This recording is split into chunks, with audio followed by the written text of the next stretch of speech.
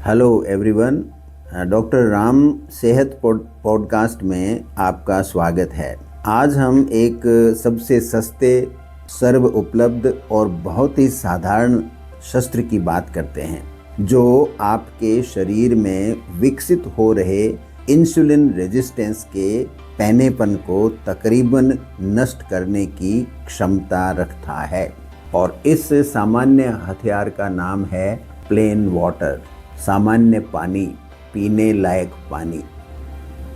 ये हम सब जानते हैं कि पानी पीना स्वास्थ्य के लिए अच्छा है, पर क्या आप जानते हैं कि यह आपके शरीर में इंसुलिन सेंसिटिविटी में वृद्धि करने वाले सबसे प्रभावशाली तत्वों में से एक है। आइए आज हम इस बारे में बात करते हैं कि आपके सामने जो पानी का गिलास पड़ा है वह आपकी मेटाबॉलिक हेल्थ का एक पावरफुल शस्त्र है।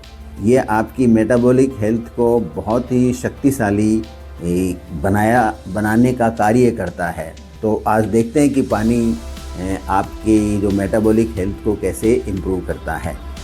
डिहाइड्रेशन यानी शरीर में आवश्यकतानुसार पानी का न होना एक बड़ी समस्या होती है। आपके रक्त में यदि पानी की कमी हो जाए तो आपके रक्त में मौजूद हर तत्व कंसंट्रेट हो जाता है, जिसका मतलब है कि हर तत्व एक जगह इकट्ठा होने लगता है। क्योंकि पानी का वॉल्यूम कम हो गया तो आपका खून है वो थोड़ा गाढ़ा होने लगता है, और उस गाढ़ेपन का मतलब है कि वहाँ जो भी तत्व मौजूद हैं, जिसमें से ग्लूकोज भी एक तत्व है जो वहाँ मौजूद है, वो भी गाढ़ा हो जाएगा।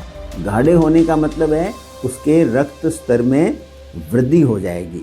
जैसे आप कोई शिकंजी बनाते हो और उसमें यदि नमक ज़्यादा गिर जाए तो आप क्या करते हो, आप और पानी डालते हो सो दैट वो डाइल्यूट हो जाती है। ठीक यही बात आपके शुगर पे यहाँ लागू होगी कि आप यदि उस वक्त जब कि आपके शरीर में डिहाइड्रेशन है, आप थोड़ा सा अतिरिक्त पानी पी लेते हो तो आपके ब्लड का वॉल्यूम बढ़ जाएगा। जो ही ब्लड का वॉल्यूम बढ़ेगा तो आपके जो उसके अंदर शुगर और अन्य जो भी तत्व हैं या कंपोनेंट हैं ब्लड के जो कंसंट्रेट हो गए हैं वो डाइल्यूट हो जाएंगे, यानी वो चारों तरफ फैल जाएंगे, तो उनके रक्त स्तर में गिरावट आ जाती है। तो इसलिए यदि किसी व्यक्ति का ब्लड शुगर तेज़ी से बढ़ता है और जल्दी से कोई कारण सामने नहीं आता तो आपको डिहाइड्रेशन के बारे में तुरंत सोचना चाहिए। अब यदि आप महीनों या सालों तक आवश्यकता से कम पानी का सेवन करते हैं तो इस क्रोनिक डिहाइड्रेशन के कारण आपका ब्लड शुगर लेवल सामान्य से लगातार ज़्यादा रहने लगता है। आपका पेनक्रियास लगातार वास्तविक आवश्यकता से अधिक इंसुलिन बनाता रहता है और आपका जो शरीर है वो नकारता रहता है, क्योंकि शरीर को तो आवश्यकता है नहीं इतनी शुगर बनाने की, लेकिन रक्त स्तर ज़्यादा हैं डिहाइड्रेशन की वजह से, तो पेनक्रियास को सिग्नल जाते हैं कि तुम और इंसुलिन बनाओ। तो इस तरह से यहाँ होता है, क्या होता है कि आपका शरीर और आपके पेनक्रियास के बीच में एक आंतरिक संघर्ष चालू रहता है। इसके अलावा डिहाइड्रेशन के कारण शरीर में एक हार्मोन रिलीज होता है जिसको वैसोप्रेसिन कहते हैं। ये जो वैसोप्रेसिन है ये क्या करता है कि शरीर में पानी को बचाकर रखने का प्रयास करने लगता है, क्योंकि उसको लगता है डिहाइड्रेशन हो रहा है तो पानी को ज़्यादा से ज़्यादा सेव करो। तो वैसोप्रेसिन जो है वो लीवर में इकट्ठे पड़े ग्लूकोज को रक्त में लाने का भी प्रयास करता है, क्योंकि एनर्जी की ज़रूरत होती है। तो इस तरह से ये आपका एक इंसुलिन का प्रतिद्वंद भी खड़ा हो गया आपके शरीर के अंदर, और इसके फलस्वरूप आपके शरीर के अंदर इंसुलिन रेजिस्टेंस डेवलप होने लग जाता है, उसमें वृद्धि होने लगती है। ऐसे में आपको क्या करना चाहिए? सवाल उठता है कि क्या करें ऐसी हालत में? बस कुछ नहीं करना, एक गिलास पानी लीजिए। पानी ब्लड में जाते ही जो इकट्ठा पड़ा ग्लूकोज है वो फैल जाएगा, यानी वो डाइल्यूट होगा। डाइल्यूट होगा तो उसका रक्त स्तर है वो कम हो जाएगा। जो ही रक्त स्तर कम होगा तो आपका पेनक्रियास कम इंसुलिन बनाएगा, तो आपका जो आंतरिक संघर्ष है जो पेनक्रियास और आपकी बॉडी के बीच में वो कम हो जाएगा। जो ही शरीर में पानी आएगा तो वेजोप्रेसिन है उसका रिलीज बंद हो जाएगा, तो वो वेजोप्रेसिन आपके इंसुलिन के कार्य में दखलंदाजी देना बंद कर देगा। लीवर से ग्लूकोज निकलना सामान्य हो जाएगा, जो कि वेजोप्रेसिन की वजह से ज़्यादा निकल रहा था।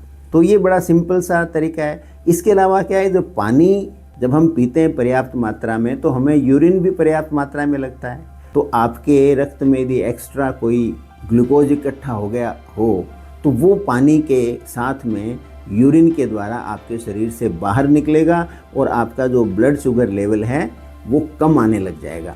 तो इस तरह से ये एक पूरा का पूरा अपने आप में एक साइकिल है। तो इस साइकिल को यदि आप समझोगे तो नेचुरल है कि आप पानी की कमी नहीं होने दोगे तो आपका जो ब्लड शुगर है वो ज़्यादा बेटर आप मेंटेन कर पाओगे। तो अब हम रूटीन में हम क्या करें, हमें कैसे पता चले कि हम कब पानी पिएं और कब पानी नहीं पिएं।